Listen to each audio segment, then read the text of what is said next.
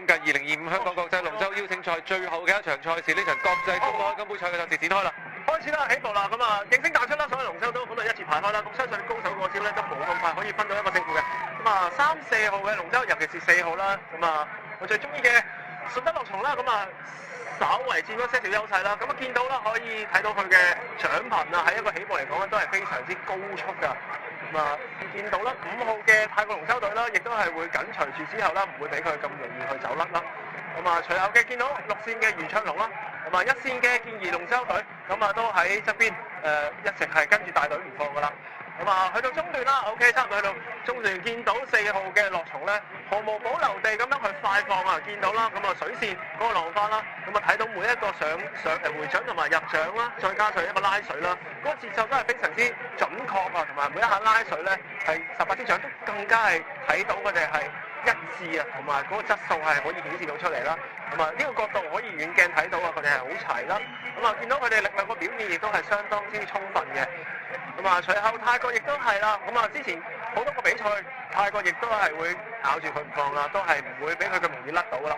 希望可以有機會喺最後尾咧可以加力提頻啦，有機會走翻上嚟可以超前佢嘅。咁啊應該睇到呢個鏡頭咧係4、5線即係樂松同埋泰國隊之爭啦。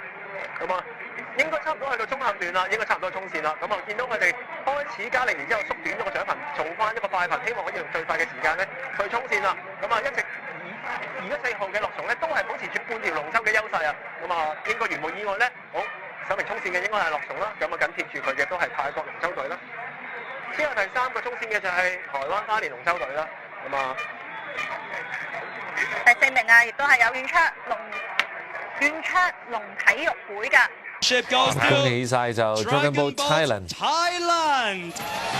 攞到今次我哋國際公開金杯賽嘅亞軍啊！我另外都有5000美元嘅獎金啦。Congratulations, everyone! Shall we invite the winning team and Dr. Lim take a photo together at the center on our photographers?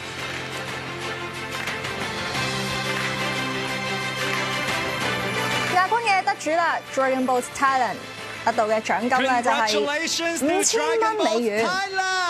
再一次喺度恭喜晒呢一隊咧嚟自泰國嘅龍舟隊。我哋都請林博士繼續留步台上，跟住落嚟。